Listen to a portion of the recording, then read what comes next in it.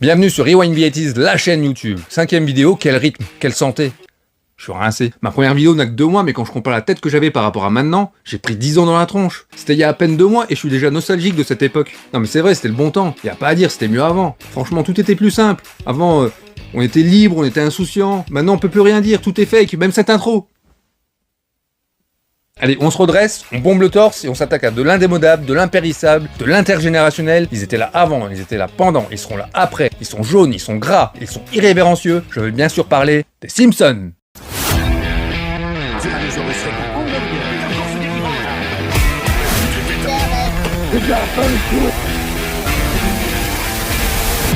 You're gonna need a bigger boat.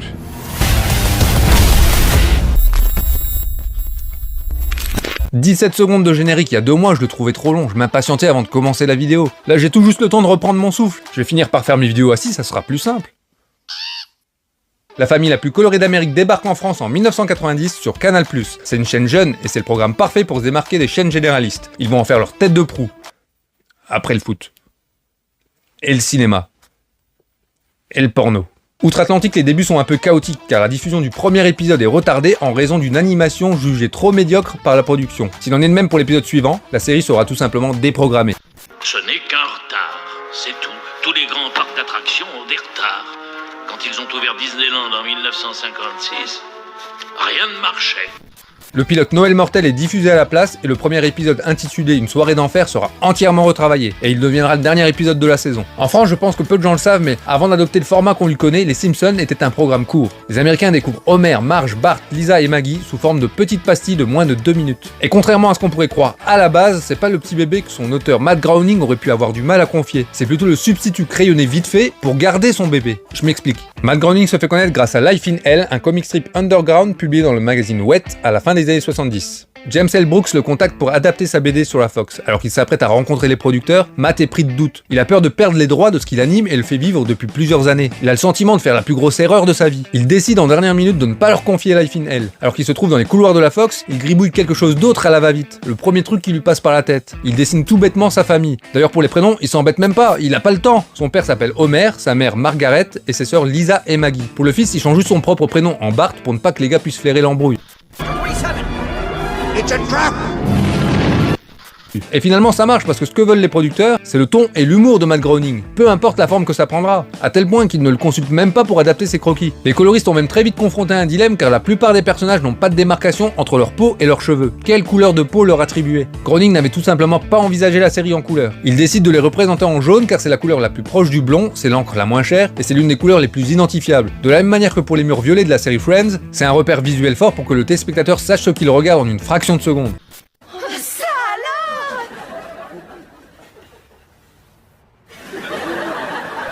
Au début, la série est centrée sur Bart, le fils aîné de la famille, mais devant les pitreries d'Homer, les scénaristes sont bien obligés de se rendre à l'évidence. La star du show, c'est Omar Shamshoon.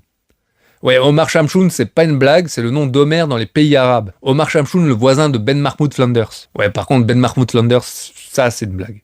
Anecdote sympa et question qu'on s'est tous posée à un moment donné, c'est pourquoi Homer et Krusty se ressemblent comme 2 gouttes d'eau. À la base, Homer et Krusty devaient être un seul et même personnage. Homer aurait dû révéler se grimer en clown pour gagner le cœur de son fils avec qui il était constamment en conflit. Krusty trouvant sa place dans la série, l'idée a finalement été abandonnée. Le générique est devenu absolument culte, que ce soit la musique de Danny Elfman, le titre jaune sur fond de ciel bleu qui se révèle à travers les nuages, ou tout simplement la présentation de chacun des membres de la famille. Il est resté identique pendant quasiment 2 décennies, enfin il a très légèrement évolué au cours des 2 premières saisons, histoire d'en améliorer l'animation et d'y ajouter quelques personnages. Mais ensuite il n'a plus bougé jusqu'à la 20ème saison. Il faisait partie des meubles, de ces choses que l'on citait pour évoquer quelque chose d'inamovible, qui ne changerait jamais, peu importe sa qualité. Il fait partie du patrimoine, on n'y touche pas.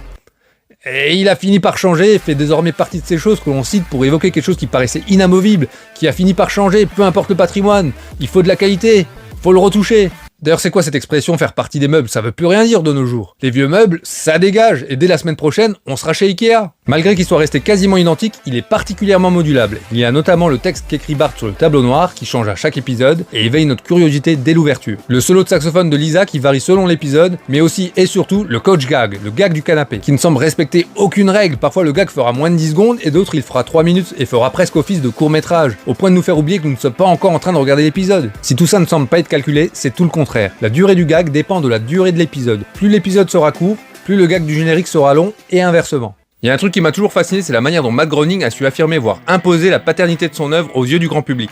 Tout le monde sait qui a créé les Simpsons, même si on n'est pas fan du programme. C'est le George Lucas du dessin animé. La raison principale est sa manière de signer chaque illustration, que ce soit sur un simple sticker, sur un poster ou sur la jaquette d'un jeu vidéo. Chaque visuel est accompagné de la signature de Matt Groening. Et c'est presque pas une signature, tellement l'écriture est simple et lisible. Il est même allé jusqu'à glisser ses initiales sur la tête d'Homer. Sa couronne de cheveux forme la lettre M et son oreille forme la lettre G. À ce niveau-là, on ressent encore très fortement sa peur de voir son œuvre lui échapper. En parlant cheveux, petite astuce pour différencier Patty et Selma, les sœurs de Marge. Elles sont quasiment identiques, on a beau être super fan de la série, on les confond tout le temps. Pourtant, une indication, enfin c'est peut-être même un moyen mémotechnique pour l'équipe de production qui pourrait les confondre aussi, l'astuce infaillible se trouve dans leurs cheveux. Les cheveux de Selma forment la lettre M et elle est la seule des deux à avoir un M dans son prénom. Quant à Patty, quand sa tête est tournée, elle forme la lettre P. Si tout ça vous fait penser que tout est bien établi dans les Simpsons, désolé de vous décevoir, mais pour arranger l'histoire, beaucoup de choses ont pu changer ou être modifiées au cours des saisons. L'âge des personnages par exemple, Homer est censé avoir 36 ans, mais parfois il en a 39, puis 38, il est adolescent lors de l'alunissage en juillet 69, et le mois d'après il redevient gosse pour danser dans la boue à Woodstock. Un coup il est jeune dans les années 70, porte des pattes def et des roues flaquettes, un autre il est jeune dans les années 90, il porte un baggy et une casquette à l'envers. Son année de naissance recule de saison en saison, du coup Homer est plus jeune que moi aujourd'hui, alors que je portais encore des couches quand lui était déjà père de famille. Putain c'est trop facile ça, moi aussi je peux le faire. Aujourd'hui, on parle du phénomène de ma jeunesse, Peppa Pig. Ouais, non. Aujourd'hui, on parle du monument, la patte patrouille. Ouais, non, non plus. Aujourd'hui, on parle du hand spinner. Oh, et puis merde, et oui, je suis vieux, et alors? Accepte de vieillir, Homer, à un moment donné. Merde! C'est pareil pour Springfield, j'ai toujours voulu voir un plan de la ville pour voir comment elle était faite, mais ça n'est jamais précis. Parfois l'école ou l'église sont juste à côté de la maison, et parfois elles sont à l'opposé de la ville. Un coup Springfield est situé près de la montagne, un autre elle sera située près de la mer. Une des rares choses qui ne change pas, c'est la maison. Chaque pièce est à sa place et reste à sa place. Longtemps, le canapé devant la cheminée et la salle à manger m'ont laissé penser le contraire, mais non. Pour le coup, là, c'est précis. Il y a même une salle de jeu derrière le garage, qu'on voit très peu, mais dont la situation géographique ne change jamais. Le t-shirt de Bart aussi, ça m'a toujours interrogé. Dans la série, il porte constamment un t-shirt orange, alors que sur quasiment tous les produits dérivés du début des années 90, il porte un t-shirt bleu ciel. Ça m'a toujours intrigué et j'en ai jamais su la raison. Ah oui, si vous attendez une réponse de ma part, je suis désolé, mais j'ai fait mes recherches et j'ai rien trouvé de suffisamment convaincant pour que j'en parle ici. Ça reste un mystère pour moi. Arrête tes conneries, ça devient lourd. Si quelqu'un a une raison valable, qu'il n'hésite pas à nous la dire dans les commentaires. C'est peut-être à mettre encore une fois au crédit des coloristes qui faisaient un peu n'importe quoi ou qui n'avaient pas suffisamment de consignes, car on peut vraiment noter beaucoup de changements de couleur lors des premiers épisodes. Il y a les cheveux de Moe qui sont noirs et son tablier qui est rose, Tahiti Bob a une coupe de cheveux et un physique différent, on peut aussi apercevoir Smithers avec des cheveux bleus et la peau noire. D'ailleurs je pense que c'est le seul personnage noir de fiction à être devenu blanc. À l'heure où l'on parle beaucoup de blackwashing, vous imaginez si Carl devenait blanc? Mais ça ferait un scandale. D'ailleurs, c'est complètement faux ce que je viens de dire. Smithers n'est pas devenu blanc, il est devenu jaune. Oubliez tout ce que je viens de dire. Avant de passer à ma collection, je m'arrête 20 secondes pour les intellectuels, les grands pontes qui considèrent que les Simpsons et la pop culture en général sont une sous-culture, oui parce qu'il y en a. Sous prétexte que c'est drôle, c'est forcément idiot. On peut être drôle, divertissant et intelligent à la fois. Voici pour moi ce qui reste à ce jour la meilleure réponse à leur donner. Est-ce que vous avez déjà dit que vous avez la voix d'Homer Simpson Ah, c'est marrant. La voix française. Ouais, la voix française De Philippe Pétieux. Ouais. Non, on me l'a jamais dit. Cette répartie est juste parfaite, il y a rien de plus violent que de comparer la voix d'un rappeur à celle d'un personnage de dessin animé, si ce n'est la violence de renvoyer une intellectuelle au stade d'enfant en lui donnant une leçon de culture, non, de sous-culture. La voix c'est pas juste celle du gros bonhomme jaune qui mange des donuts, c'est aussi celle d'un comédien qui s'appelle Philippe Pétieux. Allez, on passe à ma collection. Alors je vous préviens, je n'ai pas non plus une collection super impressionnante, mais elle est faite de thèmes qui seront intéressants à aborder. Et vous allez le comprendre tout de suite, en commençant par les DVD, format qui est clairement sur le déclin. Je regardais les Simpsons quand ils passaient à la télé, mais j'avais aussi des VHS et plus tard des DVD qui regroupaient plusieurs épisodes de diverses saisons. Aujourd'hui avec les plateformes de streaming, ces objets n'ont malheureusement plus aucun intérêt. Je les garde, mais ils me servent plus à rien. Alors que c'est des beaux coffrets, franchement, cartonnés, avec des effets de brillance. Mais voilà, aujourd'hui qui se lèverait pour changer de disque tous les 4 épisodes? Maintenant la télé au bout de 10 épisodes te demande si tu t'es pas endormi. Au bout de 20, elle te dit de te bouger et elle t'a même pris des rendez-vous pour des entretiens d'embauche. Les rayons DVD des grands magasins rétrécissent à vue d'œil. Le format est quasiment obsolète, c'est pas tout à fait vrai pour les films, mais pour les séries, c'est déjà le cas. On poursuit avec les albums Panini, alors avec mes potes, c'est les derniers albums qu'on ait fait étant gosse. C'est dire la place particulière qu'ont les Simpsons parce qu'on était au collège, et au collège c'est plus vraiment l'endroit où s'échangeaient des trucs de gamins. Enfin je me rappelle qu'on se moquait de ceux qui s'échangeaient des cartes Pokémon. Alors aujourd'hui les gars sont millionnaires, mais à l'époque on leur foutait sur la tronche. Enfin tu me diras un drac au feu avec des taches de sang, pas sûr que ça vaille grand chose. Non mais voilà, c'est bien représentatif de la place qu'occupent les Simpsons et du large public que la série touche. On aurait pu le faire avec aucun autre dessin animé, enfin si peut-être South Park, mais en tout cas ils étaient pas nombreux. Les stickers c'était cool, il y en avait des brillants, des translucides, et même certains un peu particuliers. Quand tu grattais le rond, tu pouvais sentir une odeur un peu dégueu. On va tester, voir aussi avec les années ça fonctionne toujours.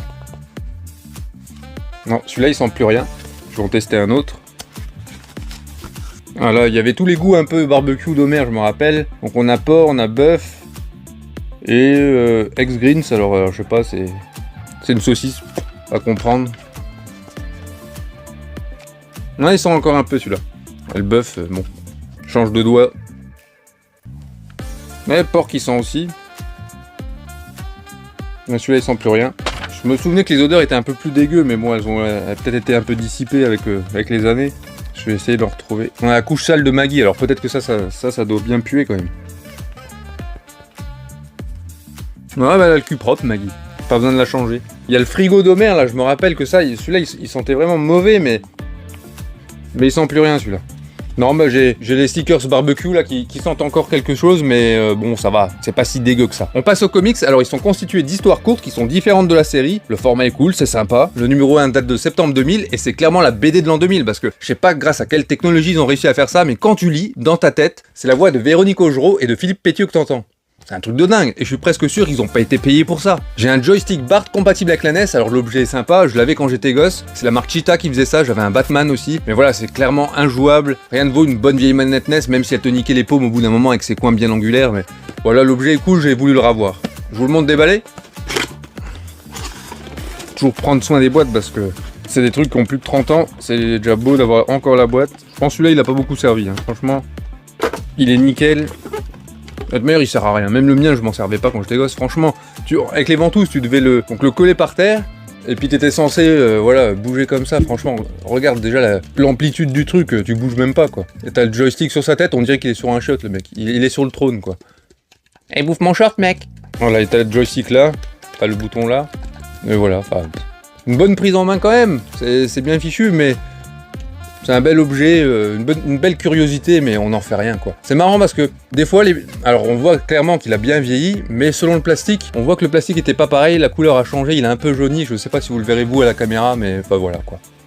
C'est toujours marrant à voir ça parce que on voit qu'il a bien été conservé de l'humidité, tout ça, et qu'il n'a pas servi, il est nickel. Mais on voit une différence de couleur pour les plastiques. Je le remballerai plus tard parce que c'est super chiant. On en profite pour parler des jeux vidéo, j'ai Bart vs Space Mutton sur NES.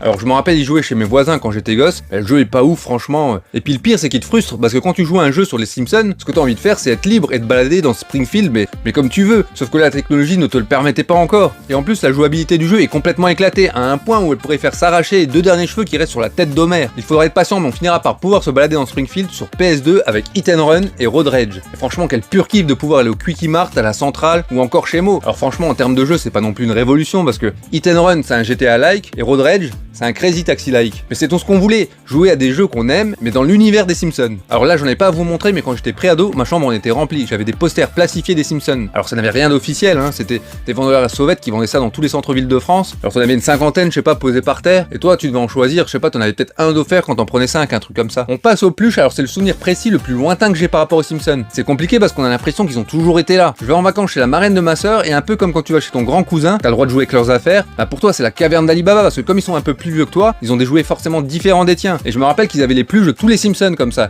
avec la tête en dur. Alors je me trompe peut-être, mais j'ai l'impression que dans les grands magasins, il y avait pas beaucoup de merch des Simpsons. Ils en ont peut-être fait au début des années 90, mais après plus rien jusqu'à la fin de la décennie. Je me trompe peut-être, hein, confirmé, mais c'est l'impression que j'en avais en tout cas. Je me rappelle jouer avec toutes les pluches des Simpsons et avoir très envie de les ramener à la maison, mais forcément j'ai pas osé le demander. Je rentre chez moi et la fois d'après, quand je suis retourné en vacances là-haut, je me rappelle qu'ils faisaient un vide-grenier, qui se débarrassait de certaines affaires, et à nouveau sans que je n'aie à le demander, ils m'ont offert toutes les pluches des Simpsons. Ça c'est un super souvenir et une super leçon quand t'es gosse. Et vous remarquerez que Bart porte à nouveau un t-shirt bleu ciel. Allez maintenant, à nos crayons.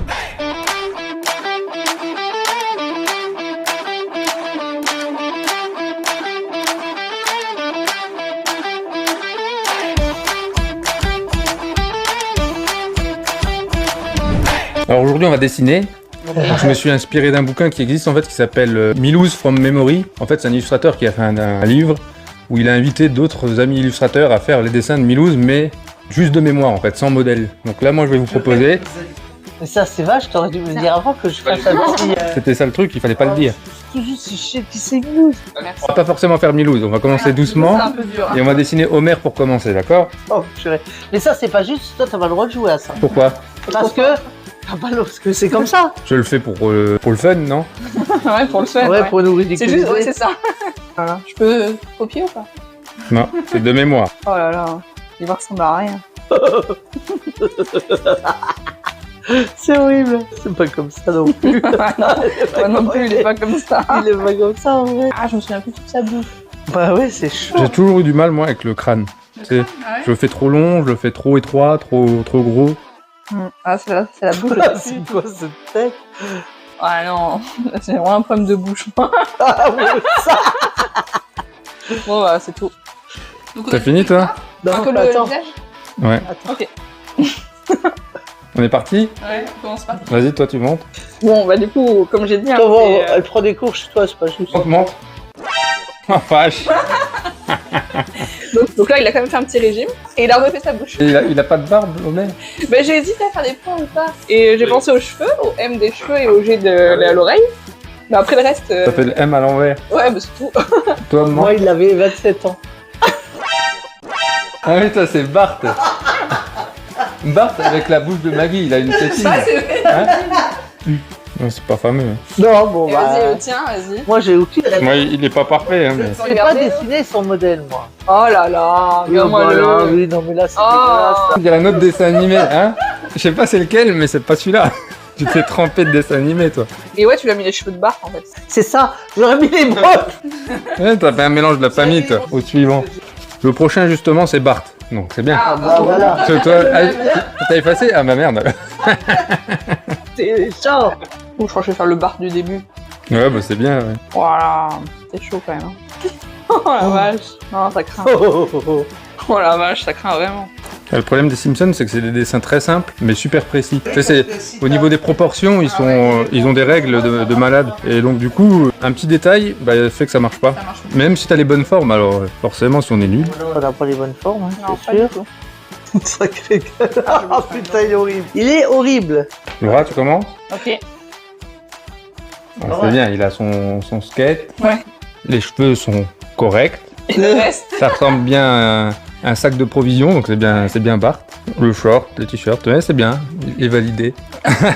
Et toi, il dit Waza, toi. Alors, lequel est le plus beau?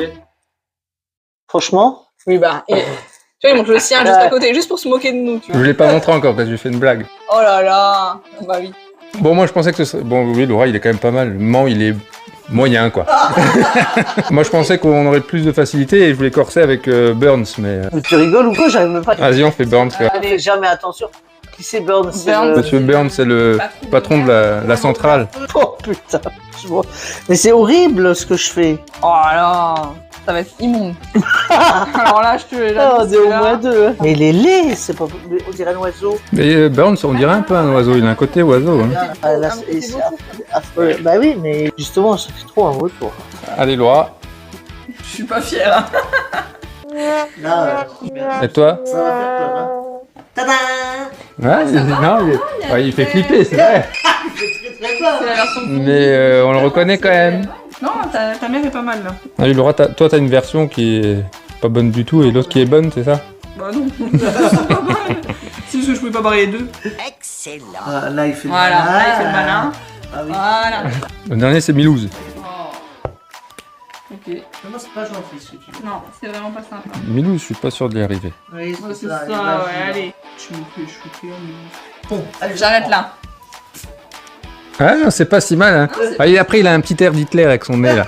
Avec sa petite moustache Moustache, ouais. et sa mèche. Ça commence à pousser.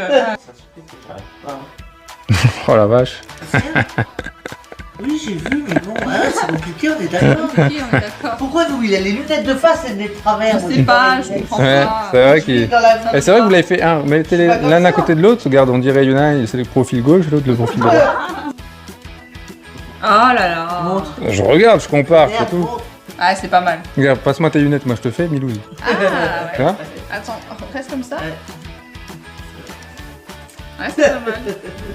J'aurais pu parler des vraies fausses prédictions des Simpsons, du même d'Homer qui disparaît petit à petit à travers les buissons, ou encore du faux personnage inventé par les fans Graggle Simpson. Mais tout ça, ça ne m'intéresse pas, non. Ça c'est de la merde, c'est pas du génie, c'est même pas les Simpsons d'ailleurs, c'est Internet qui détourne, façonne les Simpsons comme il le souhaite. Le génie c'est pas ça. Non, le génie c'est de mettre en scène Homer effrayé dans la nuit face à un panneau 4x3 où est écrit le mot die, avant qu'une brise de vent vienne soulever les branches qui cachaient la dernière lettre, révélant le mot complet diet, laissant Homer encore plus effrayé. Ça c'est du génie. Ça, c'est les Simpsons. Après, les personnages de Springfield sont tellement connus qu'ils sont devenus des objets de pop culture. Ils font désormais partie de l'inconscient collectif. Donc, quelque part, ils n'appartiennent à personne et appartiennent à tout le monde en même temps. C'est vrai, moi, personnellement, je ne saurais même pas dire quand j'ai vu les Simpsons pour la première fois. J'ai pas l'impression de les avoir découverts. J'ai baigné dedans tout petit, ils ont toujours été là. C'est un peu comme leur télé qui, pour eux, est le 6e membre de la famille. Pour moi, les Simpsons font partie de la famille.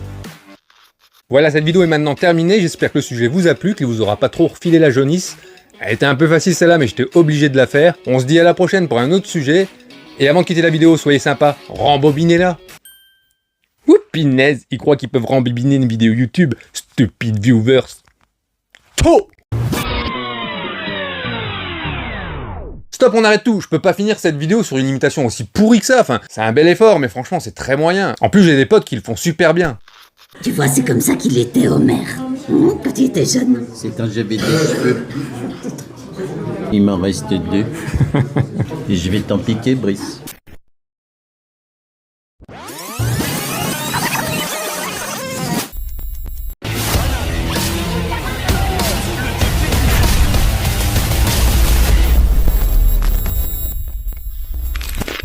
Oh, et puis merde, et oui, je suis vieux, et alors? Accepte de vieillir, Homer, à un moment donné. Merde! Putain! Homer! T'es vieux! T'es plus vieux que moi! Omar Shamshoum!